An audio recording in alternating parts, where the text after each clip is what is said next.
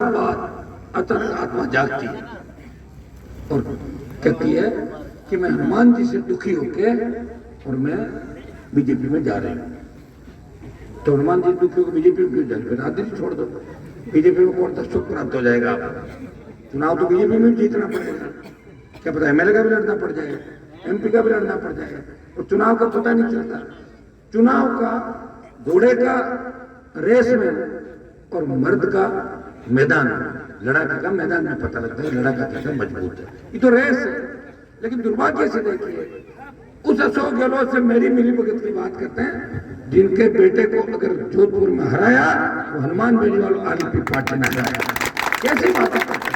जिस गहलोत के बच्चे के लिए पूरी ताकत लगा दी उसको चुनाव जिताने की, जिन लोगों ने अशोक गहलोत के नारे लगा लगा के घर घर पूरे घर के अंदर फोटो से अटा पड़ा है परिवार का पूरा, कांग्रेस गहलोत।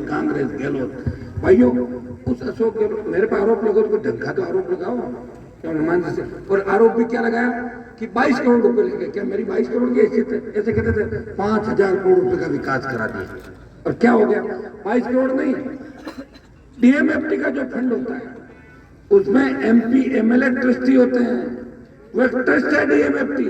ये पहली बार राजस्थान में पता लगा एमएलए एमपी को कि ट्रस्ट के मालिक हम खुद हैं। जब मीटिंग कराई थी एक भी कांग्रेस का विधायक नहीं आया, 2 विधायक मेरे थे, 2 बीजेपी के और एक मैं था। 5 एमएलए थे हम डीएमएफटी, 5 लोग थे। मीटिंग कराई थी और वहां मीटिंग के अंदर ये बात चली कि सरपंचों को एजेंसी नहीं रखना। मैंने कहा सरपंच एजेंसी रहेंगे, सरपंच ही काम कराएंगे। और 125 करोड़ के प्रस्ताव हमने भेजे, टोटल मिला कितने?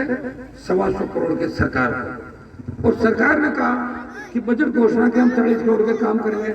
मैंने कहा बिल्कुल नहीं करने दूंगा। ये पिछली बार जो पैसा परबसर के अंदर ले गए थे डीएमएफटी का, और वो रोड भी टूट गई, बह गई थी रोड बरसात के अंदर। मैंने कहा 1 रुपया नहीं जाने दूंगा। और भाइयों, आप अचंबा करोगे कि 100 करोड़ रुपए नकद राजस्थान की सरकार से लेके आया हूं, 100 करोड़। और ये देश में पहला जिला है कि डीएमएफटी का 100 करोड़ का काम नागौर के सरपंच करेंगे।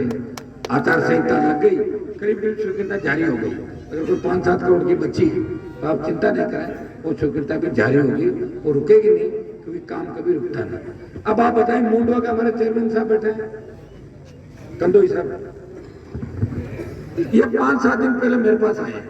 ये अपने आरएलपी के राजस्थान के एक चेयरमैन है। लोग कहते हैं तो गांव की पार्टी आरएलपी, ये शहर की पार्टी के चेयरमैन, अपने शहर मुंडवा सिटी नगर पालिका। इन्होंने कहा भाई साहब, आपने घोषणा कर रखी थी कि मुंडवा में अगर मेरा चेयरमैन आरएलपी का बनाओगे तो मैं 50 लाख रुपए मुंडवा को विकास के दूंगा। तो सरपंच साहब बोला आपकी घोषणा। मैंने कहा कागज कितने लाए हो बताओ ना। और 50 लाख का मैं लाया हूँ, 50 लाख का कागज। इनका स्कूल में कमरे बनवा दो।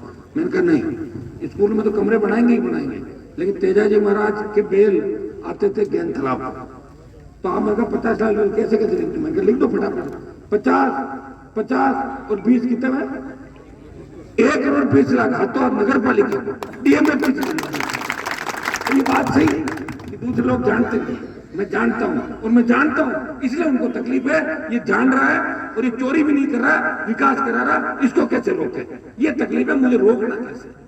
ये काम क्यों करा रहा, क्यों जगा रहा लोग? क्यों? ये सोन जी ठंडा के बैठे हैं।